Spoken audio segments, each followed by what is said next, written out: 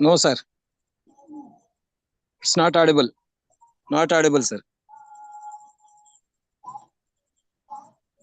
Is it audible now? Yes, sir. Yes. Okay. So I took off my headphones and I'm directly speaking. So good evening. So shall we wait for a few minutes before the other people come in?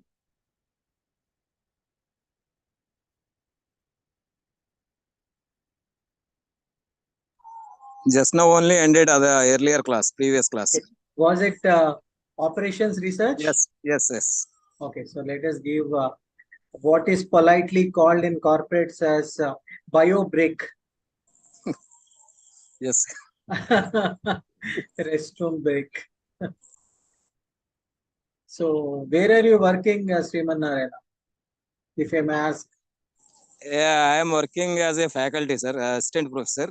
Oh, where? Which college? Very interesting. Institute of Insurance and Risk Management, IIRM Gachibowli. It's IRDA Institute. Oh, very nice, very nice. So, which subjects do you teach, Sriman Narayan? Actuarial sciences and statistics, sir. Oh, very good. You're a stats man. Yes, sir. Very nice. Yes. Interesting. Okay. So, suddenly you developed interest towards management, is it? Management. Yeah, because I am working into management institute only. Okay.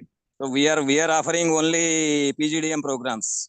Okay, okay. So What as a is it? faculty of PGDM students, I thought that if I get some MBA, that's good for me for career. Okay, good, good. So, Yeah, how is the strength like this year? You're not taken the present year admissions, right? it's going on. They are going on right now. Your strength is what, 120? Yeah, max 120 only Okay, so per year. It's per a year. residential program. I know.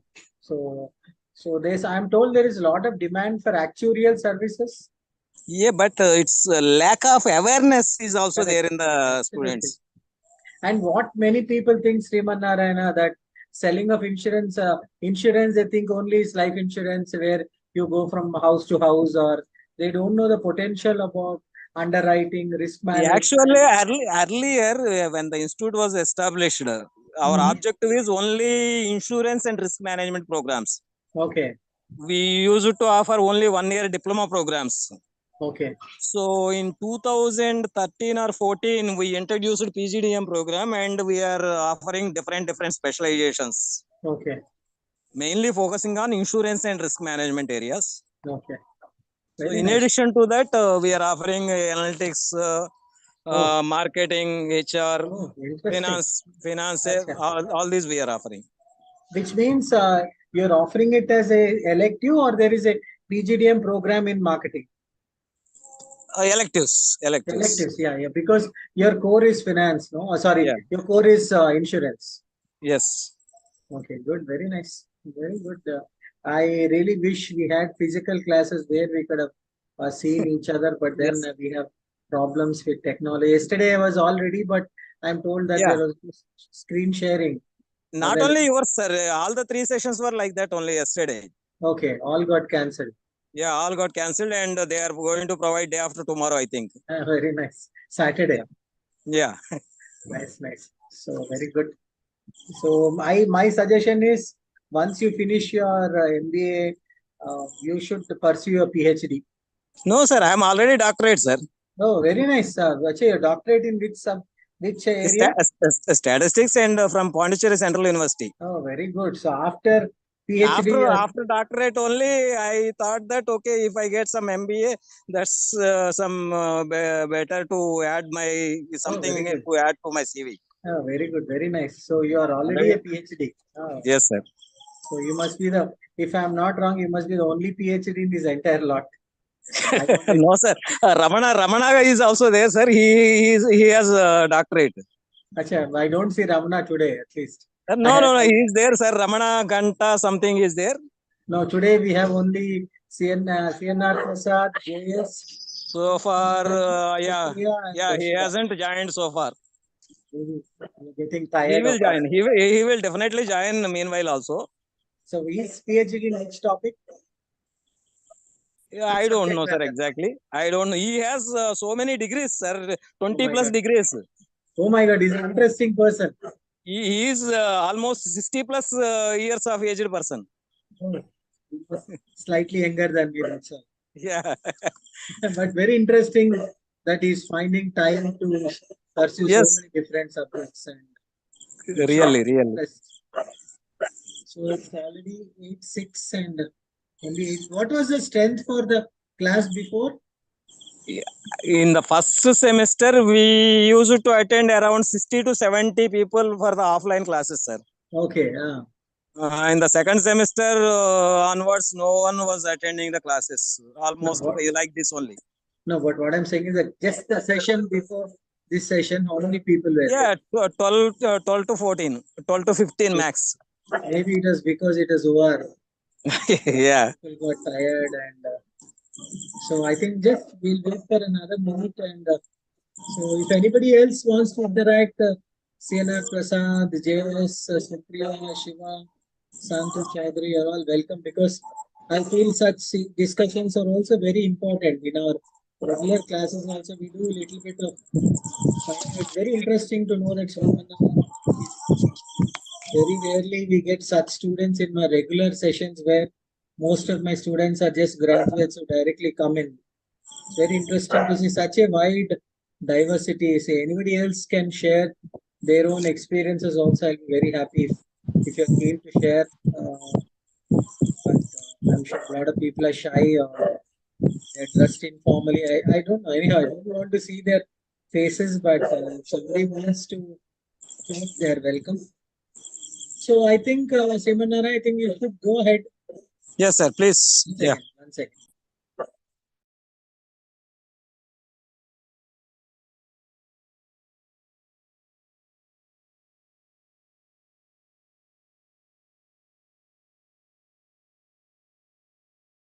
Yeah, sorry. So there's some disturbance from the house. Okay, so today what I thought is the beauty about management subjects is they are ever evolving.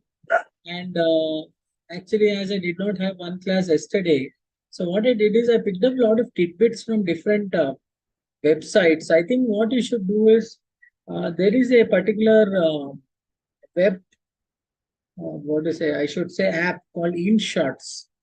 I think all of you should definitely follow this particular application because it gives a lot of information and I have collected these type of statistics which might be very useful for you in general life and also from the perspective of the subject. So let us straight away drive in. If you remember, we had last time left at a place called legal environment. We will start from there. Yes, sir. Yeah, okay. So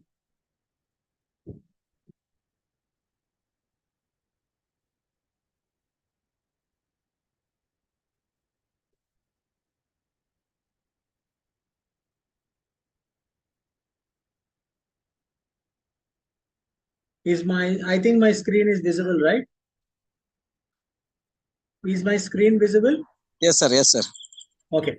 So this is where I left last time and I'll try to minimize. Okay. So this is where I left last time. So we were discussing that in the legal environment, when we are talking across borders and across countries, it's very important that we realize that a lot of people would have spent a lot of time on coming out with this new inventions and new what is a formulations or whatever.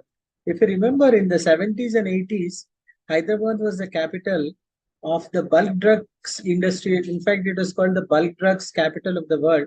A lot of Yes. pharmaceutical companies like Dr. Reddy's and a lot of companies flourished for a small technicality called a product and a process patent. I'll not go too much into it. If you want to understand a little bit more about it, please dive into the Google and try to see what at that time was given was something called as a process patent.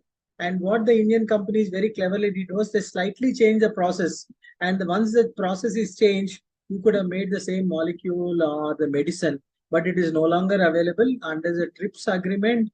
Every member country of the world has to adhere to the for the standards, and each country has got its own protections. So this is what it did. So this is what some of the interesting statistics that I've taken. So, most valuable companies of the world from Apple. Then if you see, so if you look down about all this, the third valuable is a Saudi company. Otherwise, if you see, there are the most of the multinational companies are all coming from US. Apple, Microsoft, Alphabet, Amazon, Nvidia, Meta. Meta is nothing but Facebook, Hathway, Tesla, EID, Lilly. So, which what it means is the most of the multinational companies have their origins in US except Saudi Aramco, and Saudi Aramco is also, we cannot strictly call it a Saudi multinational company, even though it is based in Saudi. Most of the people who are working there are all expatriates. So very US dominated big countries. And this is very, very interesting because this is also something to do with our economic environment, which we are going to discuss. If you look at the worst inflation rates in the world, if you see at the top is Argentina, which means Argentina is suffering from almost 200% inflation, which means a 100 rupees yesterday or last year is worth less than 60 rupees now. So it is said that in Argentina, whenever people get a salary, they run to the bank and exchange, because by the time they get the salary and go to the bank, the what is it, the dollar, the peso is a Argentinian currency, is already devalued. So if you see, all these countries are countries where you should be very careful if you're looking into an entry. For example, tomorrow some of you will take up this international business as a career. You should be very careful and not to enter into these countries like Argentina, Lebanon, Venezuela. Venezuela is a very beautiful example. There are a lot of documentaries. I don't know how many of you know Venezuela has got the largest oil reserves of the world. So they have even better oil reserves than maybe Saudi Arabia or Iran or Iraq, but very badly managed country. And you might all be shocked to know that in Venezuela, the petrol is given free. In spite of all this, so much of richness, like we all used to say that India is a rich country ruled by poor people. We can say that Venezuela is a rich country which the rulers treat everybody like beggars. So see, Venezuela at 160, Sudan at 71. So the first three are very big trouble countries: Argentina, Lebanon, Venezuela. Then we have Sudan, Turkey. We were discussing Turkey the other day. Zimbabwe, Sierra Leone is in the western part of Africa. Iran is there. Interesting. Suriname, Syria, Cuba. And see, last year, if you remember, Sri Lanka also faced a lot of trouble. So these type of statistics you should definitely use. And this is what I bought very interestingly. Suppose you are entering into another country for, let us take business, you might get into a shocker like this. So, for example, 2 rupees is what? 10 cents is 84 rupees. So 10 cents is 8 rupees. So 1 cent is 80 paisa. So this lady is selling a idli at 3 cents. So this will be unbelievable from a foreign perspective, that this lady, this 84-year-old Tamil Nadu grandmother, she's selling idlis only for 2 rupees. And this is an amazing story about what happens in a country like ours, that Anand Mahendra of Mahendra and Mahendra was so impressed with this lady that he actually gifted her a big refrigerator. And this is amazing that how different countries and how different people. So this is more or less something that lot of foreign companies already always thought that India is a huge virgin market. We can simply go over and take it over, but it has never proved so. For example, whether it is Kellogg's or whether it is McDonald's, McDonald's thought that we have the best burger in the world, and when they came to India, to their surprise, that burger is not new to us. We have vada pav, which is called the in Bombay we call it the Mac pav, and to me, a vada pav is maybe 100 times better than a McDonald, and it is available at maybe 10 rupees. Obviously, in Hyderabad, these are costly, but if you go to Pune, Kolhapur, you would get two sumptuous vada pavs for 25 rupees. So we'll have to look into all these aspects before thinking that, okay, India is a huge country. We have 135 crore. All that is very good, but we should also be looking at the spending patterns. For example, if you're taking something like a Starbucks coffee is 250 rupees in Hyderabad. So many people would say, "Arey, my Starbucks coffee क्यों पीना मेरे को तो पूरा बिरयानी आ जाएगा." So one chicken biryani will only cost you 200 rupees, and two people can sumptuously have a lunch or a dinner, and coffee being coffee. So a lot of foreign companies are still struggling to find a foothold in India. So I also have some interesting characteristics. Just see the difference of airports. So this comes under the infrastructure. Suppose a lot of, let us take a US company wants to come into India. Let us think it the other way. So they would find it that look at the airports in USA, 13,513, whereas if you look in India, we have only 346. So that's amazing statistics. So a small country, of course, not a very small country, even Indonesia seem to have better airports than us. And please remember this, out of this 346, more than 200 airports would have come only in the last 10-15 years. So infrastructure wise, we still have to improve a lot. We are having a discussion among faculty about the same subjects. A state as big as Hyderabad, sorry, Telangana, has got only one airport, which is um, Rajiv Gandhi International Airport. But if you take our neighboring state, they have five airports. They have Vijayawada, they have Kurnool, they have Kadapa, they have Vishakhapatnam, they have Tirupati. So if you want a lot of development to happen, you need to increase the airports. And small countries, UK has got better than us. Of course, China also doesn't have too many airports, but even France has got better. So very interesting statistics there. So this will simply skip. See, again, most popular social media. This comes under, again, uh, part of our culture. So see, Facebook, YouTube, WhatsApp, Instagram. So, okay. So we will, yeah, we'll skip. Yeah, this was the one that I wanted to tell you. What is ZIG? So just yesterday, if you remember the slide that I have just told you, just shown you about inflation, Zimbabwe suffers from one of the worst inflations in the world. So if you see the last line, it says it is the sixth currency Zimbabwe has used since 2009 collapse of Zimbabwe dollar. Amidst hyperinflation of 5 billion%. So which means that if you take the old Zimbabwean currency of before the ZIG, if you want to have a coffee, you have to take, I'm not joking, you have to take a suitcase of dollars, almost weighing 2 to 3 kgs. And if you give all that dollars, you'll get 1 cup of coffee. So I'm not boasting, or I'm not trying to tell you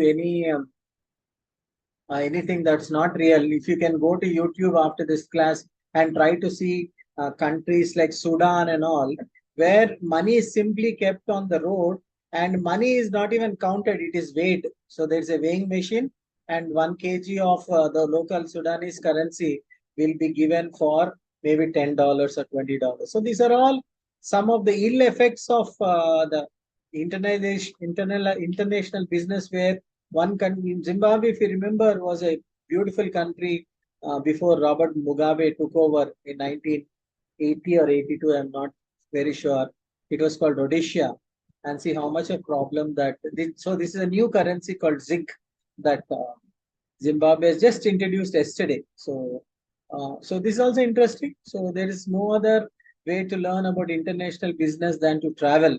So we have a Californian teacher who visits every country in the world. So her name is Lucy.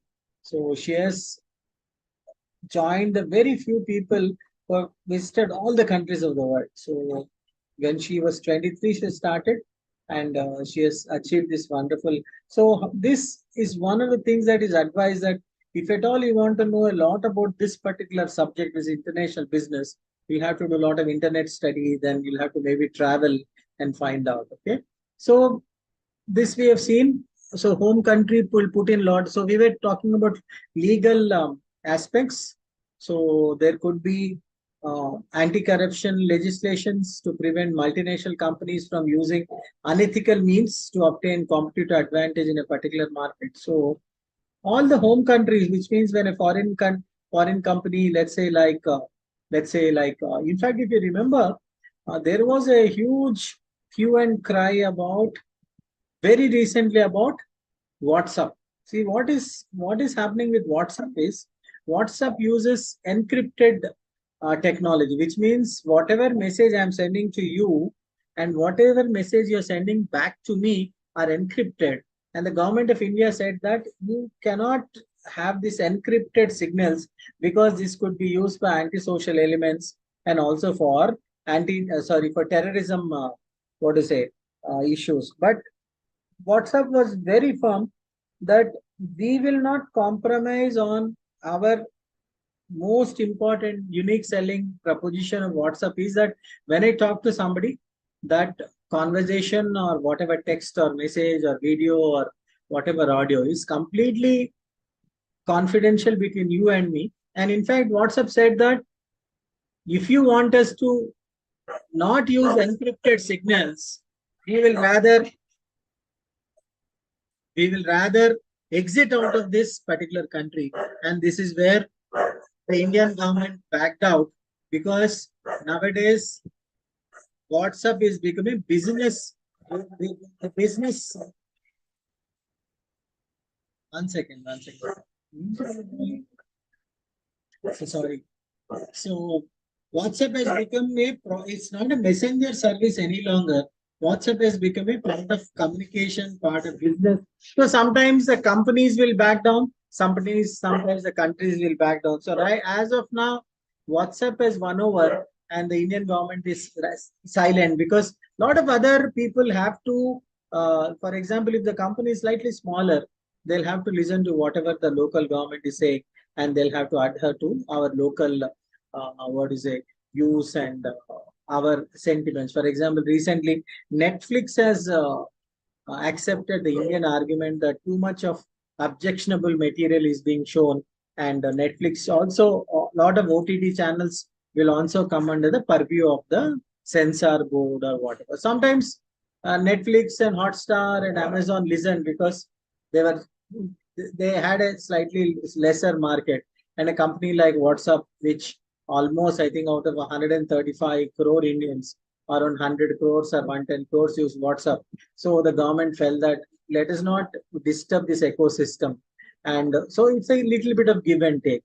Then let us look at the economic environment, very, very important. For example, why lot of foreign companies are very interested to come to India is the size of population. At 135 crore, we are now the country with the biggest population and the country with the demographic dividend. What do you mean by demographic dividend is the 60% of the Indian population is between 15 to 35, and no other country, including China, has got such a population. So let us take as in around 70 crores Indians are between 15 35, and that would be the entire population of maybe Europe, Australia, and parts of even America. So it's a huge population, and the per capita incomes are also growing. So we are no longer, of course, we are not a great per capita country at maybe at $2,700 so roughly $2,700 is maybe around 2 lakh rupees. So, but it's a rather good it's rather a good per capita because I'm making my calculation. So 2,700 per person per year. So into 83, that makes it 2,24,100. And when I divide it by 12, each Indian is earning around 20,000 rupees per month, and it is not a small amount. So we are a huge economy. We'll very soon be the third biggest, the third biggest economy in the world, and with a very, very good economic development. So we are growing at a very fast clip of 7.5 to 8%. The inflation is, even though it is high, it is not as high as maybe Pakistan or Sri Lanka. So inflation is controllable. The consumption patterns are increasing. You know, all of you are in that age bracket where you are using Zomatos, and we have a very good economic system, stable. So of course, the rupee has been depreciating against the dollar. A lot of economists have actually predicted that we should breach the 100 figure which means $1 trading at 100, but we are still stable. So we are around 83, 84. So the demand, we are having demand of all products. So including, let us take mobile phones. So there is very good demand. Competition is also stable. The government is non-interfering. So economic environment, we are doing great. So we should be looking at inflation. We saw a recession. So definitely some parts of Indian economy are in recession, but overall economy is doing well. We have the trade circles are also okay. Income and employment, economic growth, price levels. So all said and done, I think we are still doing very well. The only thing that we should be taking care is maybe the corruption part and the education part, and maybe if we can maybe rein in the inflation part. I think Indian economy is doing very well. So this is how that is why a lot of foreign companies want to come to India and exploit this very great market. So then we'll be looking at the socio-cultural environment.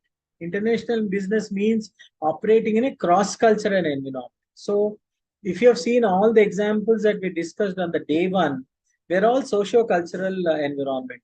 This makes business more complex because a business firm must appreciate how different the foreign culture is from their own and how this difference is to be reflected in their business strategies. For example, let us take if let us we in India, whenever we go to a somebody else's home, we always remove our footwear and go inside.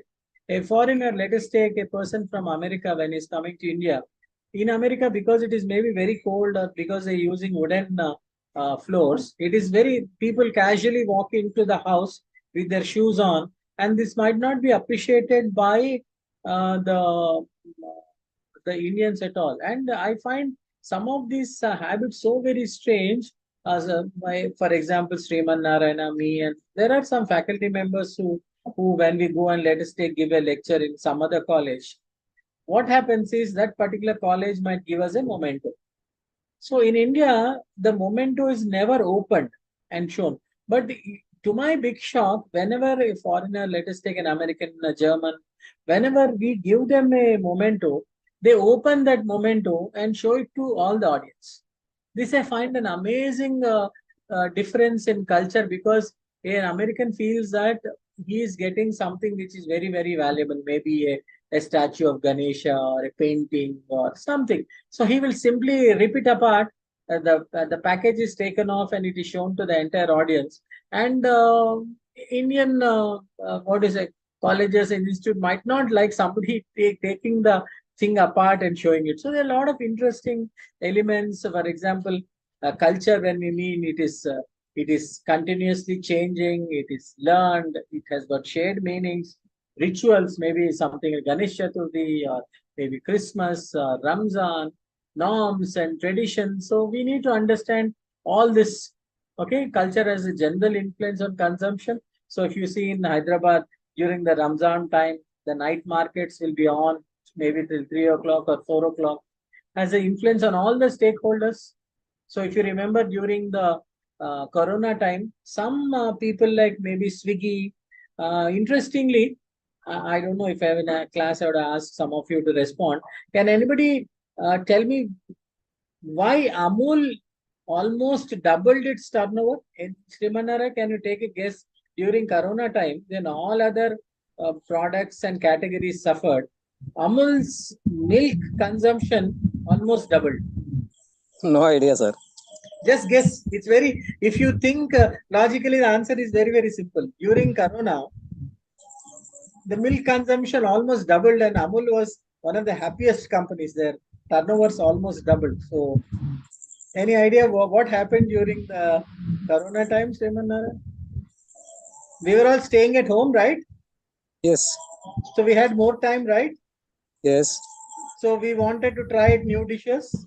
Yeah, ladies, most of the ladies try to make A new lot dishes. of milk related, maybe cheese, maybe a paneer, maybe a Yeah. lot of gulab jamun, lot of milk based sweets, and all Yes. the milk consumption has increased, right? Yeah. Why Amul only has increased? So, That's so Amul, see the thing is, Amul had written this came in the business magazines that along with Amul, all the milk companies also, Yeah. what to say? See, Amul being the market leader, see, always the market leaders are talked about. I'm sure Heritage and maybe even lot of other, maybe Jersey, everybody benefited. It's not only Amul. So if Yes. you are taking Amul, maybe if I'm taking Jersey, everybody started consuming more milk because everybody had become a cook and a chef during that time. Along Even with my wife, my all were son had stayed at become. home only used to drink chai and coffee more times. Correct. So Yeah. उसके साथ people started experimenting with हम घर में Yes. ही चीज बना Yeah. लेंगे, हम घर में ही Yes. पनीर बना लेंगे, हम घर में ही, if you are from Maharashtra, that what is it called, they have a sweet, forgot its name, it is Srikhand. Says thank you, my wife is she's also becoming part of the class, so she said Srikhand, then ice creams, then maybe so a lot of things. So definitely some economy, some what is a categories benefited. So some did not. So elements of culture, it is a language. We were discussing about how the Arabs were reading from right to left and we read from left to right. And it is to do with the religion practices. For example, we might think that entire Middle East will think like that. Even I was so very surprised that we always think that when we talk about Islamic countries, we think that all of them are very strict. But to my great surprise, when I went and worked in Muscat, Muscat Omanis follow a different type of Islam, where which is, I would say, more accommodative, and they allow worship of other religions. So in Muscat, we had a temple, we had a Gurudwara, we had a church, and unless you go and experience it, you find it very, very different. We have cultural values, okay, family system, husband and wife, children, joint family, nuclear family. Then a lot of cultural norms. For example, there are some parts of India where we are pure vegetarians. There are some parts of India where people would eat egg, and if you go to Bengal, people will eat even fish. Bengali Brahmins eat fish and they call it gel push, or a moving flower. And if you go to Manipur and Meghalaya, there are people who eat even dogs. So it's all cultural values, cultural norms, and they differ from place to place. And when we have already discussed this, when we go to a different country, we better respect that particular country and its culture, because they have never invited us. We went on our own, and so we better learn, respect languages, religions, cultural values, cultural norms, because otherwise there'd be a huge backlash, as it happened in that Farex milk powder example, where people did not understand what was the product about, and without understanding what is the product, you could have huge problems. Okay, so then, so this is how the culture wheel goes: language, stories, community, values, food and drink. For example, a lot of we Indians drink tea with milk. A lot of areas in Africa, they don't take milk along with tea. So the arts, how do we enjoy our evenings? How do we, what type of movies we watch? What type of technological skills we have? What are the traditions? What are the values? So all these we need to understand if we want to exist in international markets. So we have, interestingly, a concept called a high content culture and a low content culture. So there are cultures which are having a high content. So for example, China, Korea, Saudi Arabia, Japan, Argentina, Spain, and Brazil. These cultures have high content, which means they're implicit, not explicit. Padma, ఏదైనా చేయకూడదా? So they are nuanced, and there's a lot of indirect communication. So prioritize collectivism, which means America is a what is a low content culture where individualism is given more importance than collectivism, whereas in countries like China, Korea, Japan, groups are more important than individuals. Relations and emotions shape communication. So you might ask me, where is in India? So India is neither very high content nor very low content culture. So we are somewhere in between. But if you take a country like China, it is very high content culture. It is even very difficult to understand. I have met a lot of Chinese during my foreign trips. They're very difficult They're very complex people. They are not given to too much expressions. Chinese, Koreans, Japanese are very difficult to understand, and they're not. Americans are actually quite easy to understand. So we can look at low culture. So please don't think that culture they're culturally low or they're immoral or nothing. It only means their behavioral aspect. For example, low content cultures have explicit language, which means, for example, in India, a no is not exactly a no. For example, if you go to somebody's house and that lady wants to put, let us take second serving of chicken or mutton, we wave our legs, we wave our heads and say no. We actually don't mean no. అంటే మన తెలుగులో చెప్పుకోవాలంటే మొహమాటం అన్నమాట. But for an American, a no means a no. So the language is explicit. Everything is direct. So if a boss doesn't like what I'm saying, he would give me, I had a American boss, he would be very, very direct in his communication. No beating around the bush. There is no polite language. They value individualism. They are rational and they could be very, very formal. So they're USA, UK, Australia, Canada, New Zealand. If you see all the Europe and the American, what is a continent, all low country. So it's quite easy to actually handle the low content cultures because everything is open. Whereas with the Chinese, Japanese, and the Koreans, it's quite difficult to actually understand what they are feeling and what they're saying because what they feel and what they say would be very, very different. So that's why Chinese are quite difficult to handle because they're very deep as people. So then we look at technological environment and whatever we are right now experiencing is nothing but technological environment. So here there is a lot of emphasis on new product development. A company like Apple, a company like Amazon, a company like Meta, all these people are always trying to give us, for example, Google is talking about Google glasses, Tesla is talking about driverless cars. So this is the very dynamic field of technology. So there are new organizational styles called matrix forms. So matrix forms, you could pick up people from any level. So there is nothing called as higher management, middle management, lower management. We'll pick up people from different levels of from the organization and we'll make it a matrix form. New management techniques, some of the new ones are like just-in-time management. Then we have quality circles, new marketing techniques, piggybacking. What is piggybacking is one company can use the distribution techniques of another company. So which means I'm very good at making a product. I'll make the product, price it. Promotion and distribution will be taken care by another company. For example, I have a company called Anil Marketing and I make, let us take very good goggles. But I don't have the promotion and distribution capabilities. I will sell it to, let us take Hindustan Lever Limited.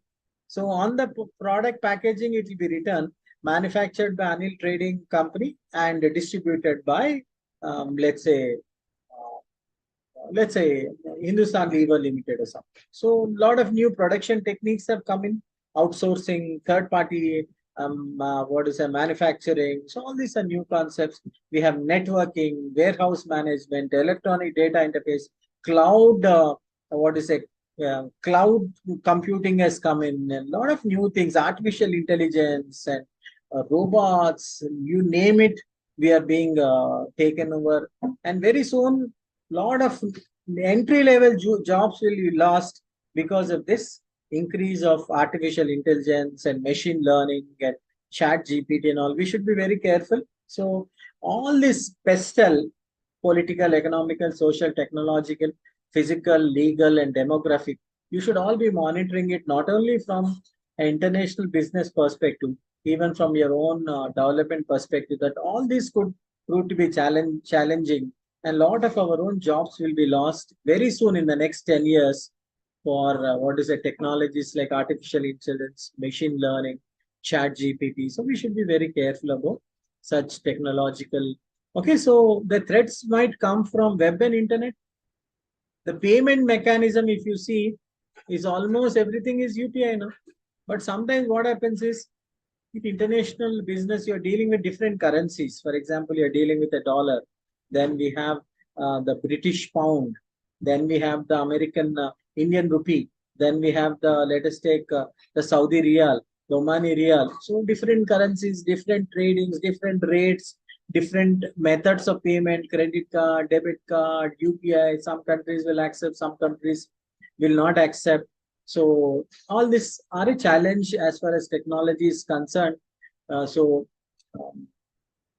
this shows the most technologically advanced countries in the world. Very interesting, I thought, slide. If you look at it, it's not United Kingdom that is at the top. We have South Korea at 6.52. And looking down, I don't see any of the Asian countries, Denmark, Switzerland, Sweden, Taiwan, Japan is coming in, Netherlands, Finland, Israel is a Asian country, Singapore. So if you glance it through, we are nowhere there. So very interesting that we claim that we are technologically advanced, but we are nowhere in the top even 20. So that's very interesting statistics. So then we are looking at physical environment. Physical environment is what sort of resources that we have. For example, India has got a very fertile land. We have the sea, we have the mountains, we have the desert, we have everything, good rainfall. So we have very good arable land, which means cultivatable land we have. So we have a very good seashore, one of the wonderful seashores. We have access to very good markets. Hydrology is the amount of water that is available. So we have adequate water. Climate is also very good. So some countries are very, very lucky that God has given them something extra. For example, the Middle Eastern countries like Saudi Arabia, Oman, Iran, Iraq. Of course, strictly Iran and Iraq are not Middle Eastern countries, but Iran, Iraq. So these countries have rich either oil or natural gas. So then we are looking at population and human capital. So we have good population with good skills. For example, if you look at Europe, Europe has got very decreasing population. For example, if you take countries like Germany, Spain, all these countries, for example, we have Poland, we have UK, all these countries have decreasing population. So a lot of countries, a lot of other countries might not want to invest in such a country because the population is decreasing. And obviously, a lot of countries will also look at, companies will look at environmental quality. Okay, what are the pollution levels? India is one of the most polluted, unfortunately, become very, very polluted. So CO2 levels, and so the countries, interestingly, because we are talking about the countries with the largest oil reserves. If you just now we're discussing about Venezuela. See, Venezuela has got 18% of the total world's oil reserve, followed by South Africa. Then we have Canada, we have Iraq, Iran, then we have Kuwait, then we have the UAE. Okay, so all these countries have great oil reserves. So that's one part of the physical environment. Then we are moving on to demographic environment. I'm sure you must have studied marketing as a subject. So demographics is a description of a customer. So if you have to describe a customer, we will say what is the age, whether he's male or female, what is the income, what is the occupation, where do they live, the size of the family, what is the growth rate. We just now discussed that age composition is between 15 to 35.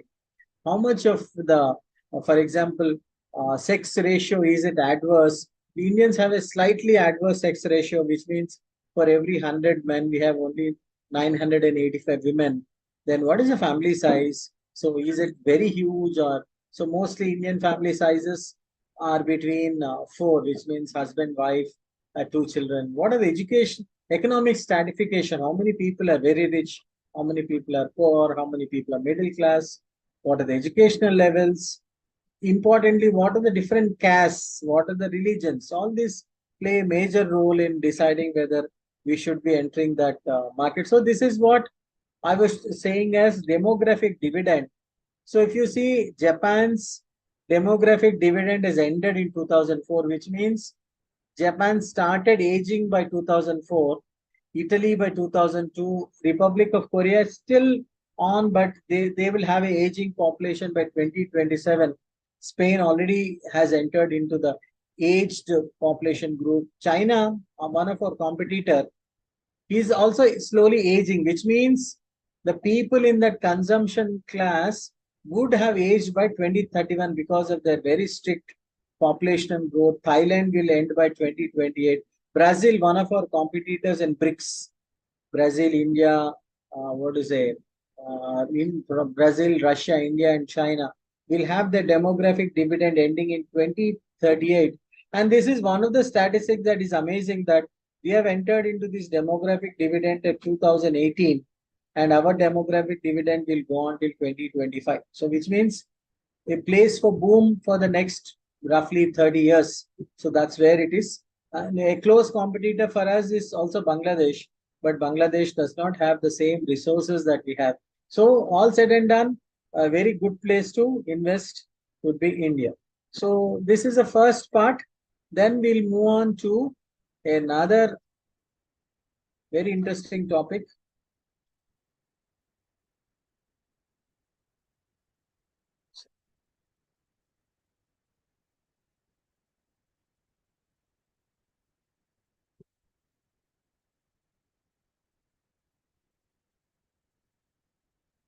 So we'll move on to another topic. Can somebody tell me whether you got the new one on the screen? Please, somebody respond. Yes, sir. Okay. So this is now we are moving into the market entry strategies.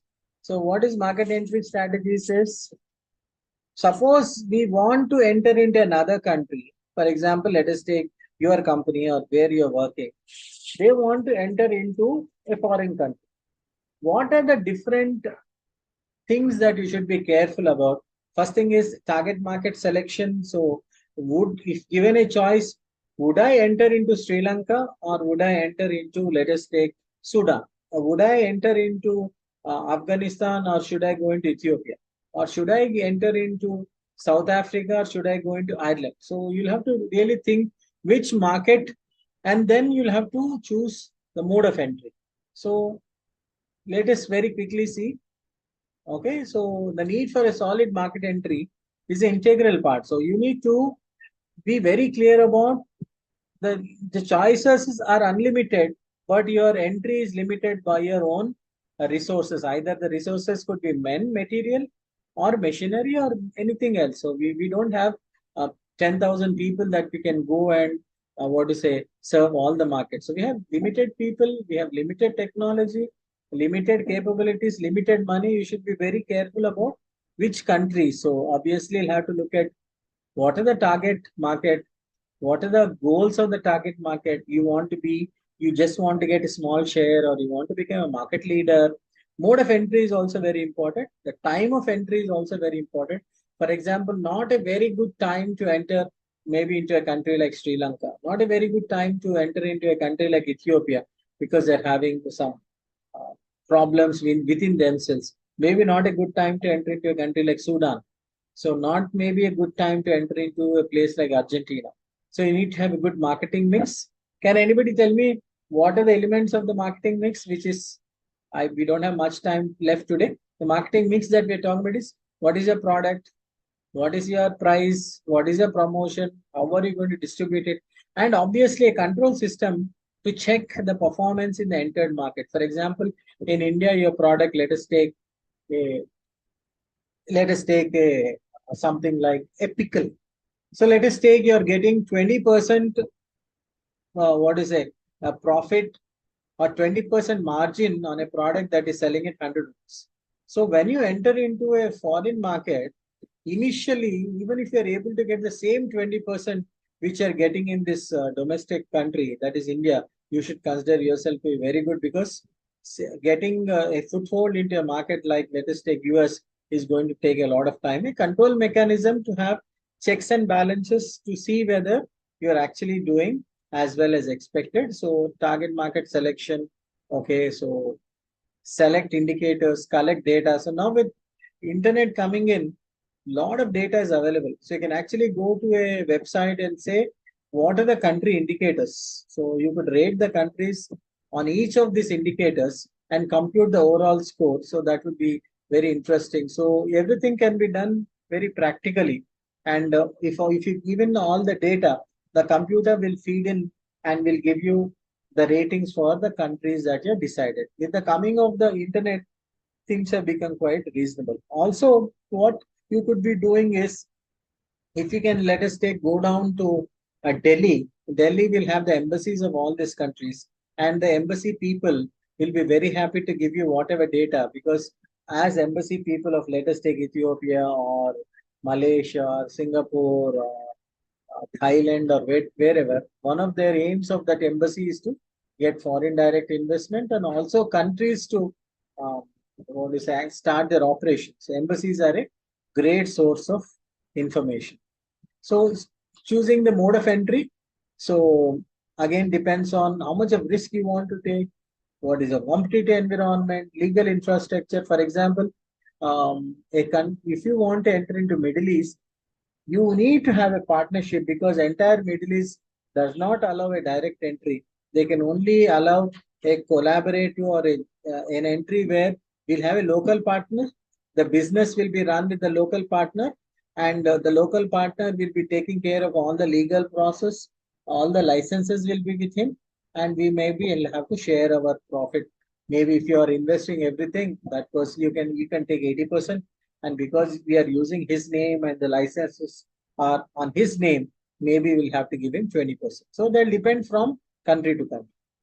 Okay, so some of the emerging countries, Vietnam, Philippines, both countries, India, China, matured and established countries, South Korea, Taiwan, and Japan. So company objectives, some companies may say, no, no, no, we don't want to enter into South Korea. Some countries will say, the entire world is a marketplace. What are your internal resources? How much of flexibility you want? So let us look at mode of entries, because we might be running out. Yeah, the first and the foremost mode of entry is called exporting. In exporting, what we do is, we don't directly enter into the market. We simply give our material to somebody else, like export marketing companies or corporate exporting. So there's already a company that is exporting. We give our material to them. And finally, once we get confidence from indirect exporting and corporate exporting, we'll go for our own export department. Plus, please remember, we are not setting up a company in that country. We are only simply doing exporting. So these are all the things: selling, merchant exports, fixing up an agent. Then we slowly start opening up a office in that country, which means direct export is the least risky and the least profitable, because everything will go to this local people. You might have a licensing agreement, franchising agreement. Finally, then you move on to production in the same country. You could even try to produce in a third country, and production right from scratch. So then we can go for completely knockdown kits, assembly of knockdown kits. Okay. Then what will happen is, once we uh, move into this level of confidence, we can have wholly owned subsidiary, which means Paradise India will have a local subsidiary called Paradise Oman, Paradise Saudi Arabia. They're all Indian companies, but owned in other countries. Then we can have manufacturing contracts. What is manufacturing contracts is, they will use our names, but um, the manufacturing is done in that country. We can have a acquisition. Some of these are friendly acquisitions, some of them are hostile acquisition. Then we have mergers and joint ventures. So this is how the flow. Then we can look at licensing. So if you look at licensing, this is the method that somebody like McDonald's, somebody like Starbucks, somebody like what to say, KFC, all these people believe in licensing system. So let us take a Starbucks, for example. Let us take McDonald's. These are purely American companies, but they'll give licenses in another country. It appeals to small companies that lack resources, and we can immediately access the market because of the brand name that particular company is having, and you can rapidly penetrate into the global market. So that is about licensing. So licensing, the biggest danger is, uh, at any time the licensee might come back and say, no, no, I will terminate your license, and instead of you, I will sell it directly. So all your 5 or 10 years or even 20 years of hard work that you put in might go for a loss when that company decides that I don't want to do so much of business. I will come and do it myself. So, okay. Then we have the franchising system where you could take a franchisee. So, again, franchisee and franchisor. So, overall market expansion with minimum investment. McDonald's also is into this franchisee system where franchises are given. The franchisees' profits are tied to their exports. So, their efforts, the availability of local franchise knowledge, we can move on to franchising.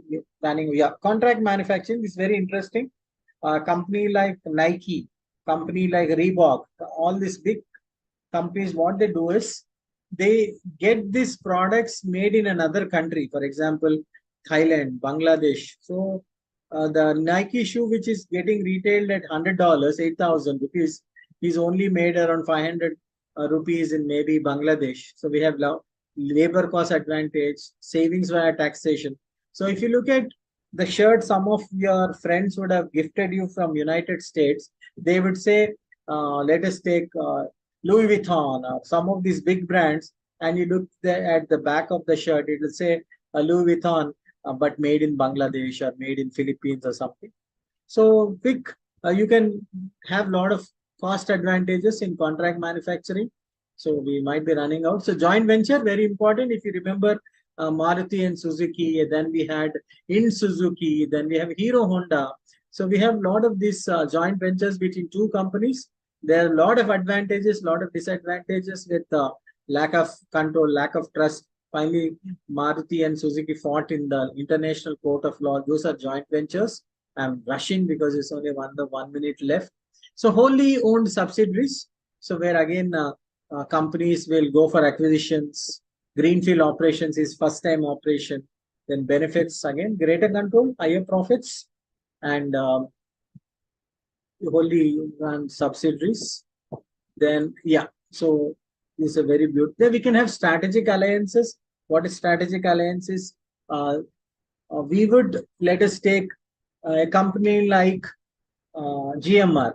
GMR might go into another country and they might have a airport operation which build, operate and transfer. So that's on a strategic alliance level. And I think that would be the last. Yeah. So, okay. Timing of entry is important. I think we will be cut at any minute now. International market entry decision should also cover the following timing. So when should it enter?